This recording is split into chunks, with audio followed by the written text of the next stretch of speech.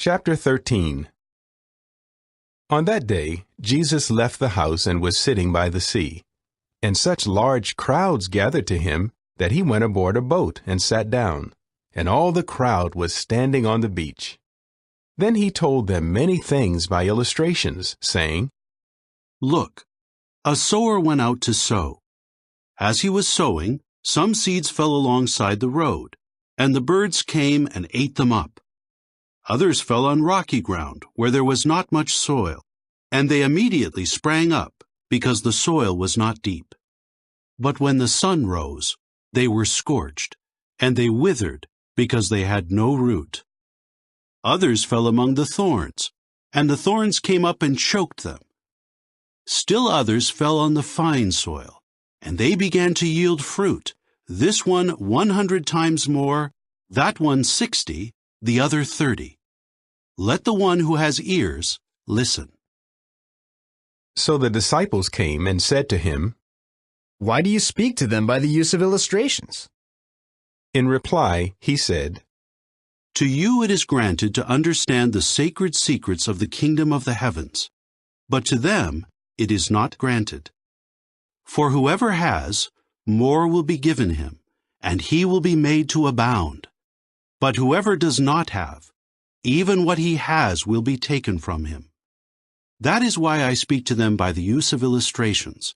For looking, they look in vain, and hearing, they hear in vain, nor do they get the sense of it. And the prophecy of Isaiah is being fulfilled in their case. It says, 'You will indeed hear, but by no means get the sense of it. And you will indeed look, but by no means see.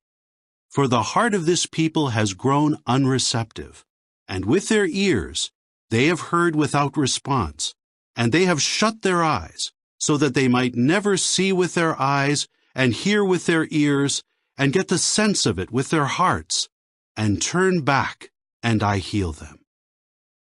However, happy are your eyes because they see, and your ears because they hear.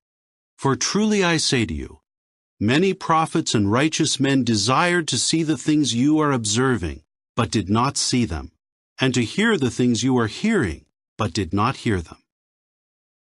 Now listen to the illustration of the man who sowed.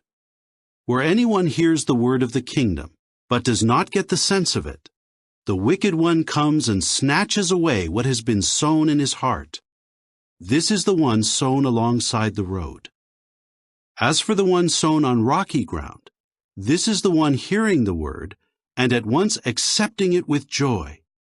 Yet he has no root in himself, but continues for a time, and after tribulation or persecution has arisen on account of the word, he is at once stumbled.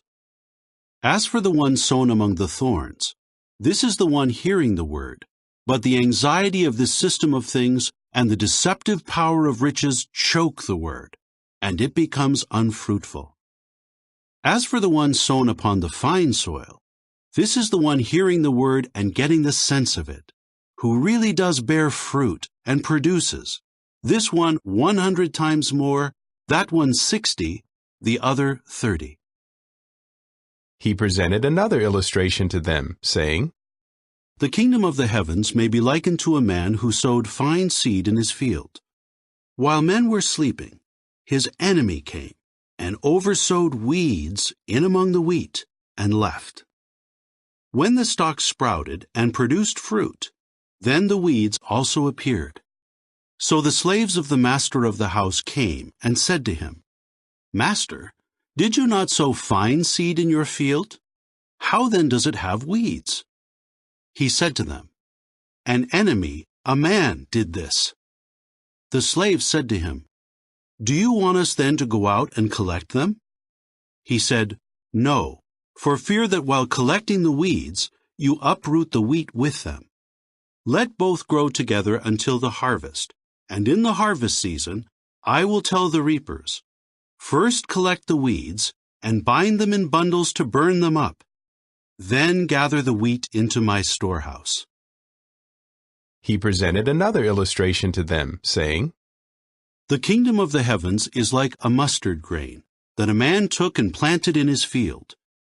It is in fact the tiniest of all the seeds, but when it has grown, it is the largest of the vegetable plants and becomes a tree, so that the birds of heaven come and find lodging among its branches. He told them another illustration. The kingdom of the heavens is like leaven that a woman took and mixed with 3 large measures of flour, until the whole mass was fermented. All these things Jesus spoke to the crowds by illustrations. Indeed, without an illustration he would not speak to them, in order to fulfill what was spoken through the prophet, who said, "I will open my mouth with illustrations. I will proclaim things hidden since the founding." Then, after dismissing the crowds, he went into the house. His disciples came to him and said, "Explain to us the illustration of the weeds in the field." In response, he said, The sower of the fine seed is the Son of Man. The field is the world. As for the fine seed, these are the sons of the kingdom, but the weeds are the sons of the wicked one, and the enemy who sowed them is the devil. The harvest is a conclusion of a system of things, and the reapers are angels. Therefore, just as the weeds are collected and burned with fire, so it will be in the conclusion of the system of things. The Son of Man will send his angels, and they will collect out from his kingdom all things that cause stumbling, and people who practice lawlessness, and they will pitch them into the fiery furnace. There is where their weeping and the gnashing of their teeth will be. At that time, the righteous ones will shine as brightly as the sun in the kingdom of their Father. Let the one who has ears listen.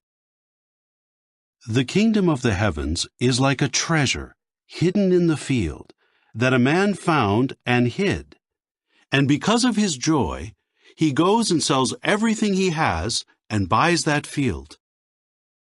Again, the kingdom of the heavens is like a traveling merchant seeking fine pearls. Upon finding one pearl of high value, he went away and promptly sold all the things he had and bought it.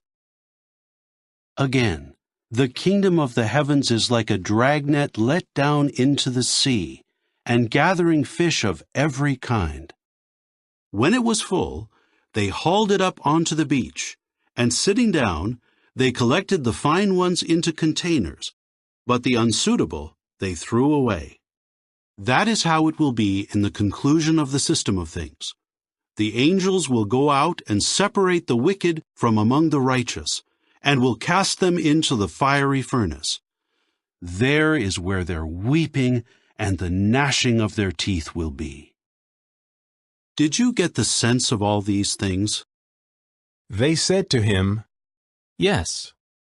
Then he said to them, That being the case, every public instructor who is taught about the kingdom of the heavens is like a man, the master of the house, who brings out of his treasure store things both new and old.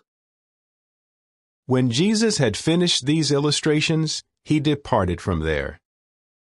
After coming into his home territory, he began to teach them in their synagogue, so that they were astounded and said, "Where did this man get this wisdom and these powerful works? Is this not the carpenter's son? Is not his mother called Mary, and his brothers James and Joseph and Simon and Judas? And his sisters, are they not all with us? Where then did he get all of this?" So they began to stumble because of him. But Jesus said to them, A prophet is not without honor, except in his home territory and in his own house. and he did not perform many powerful works there on account of their lack of faith.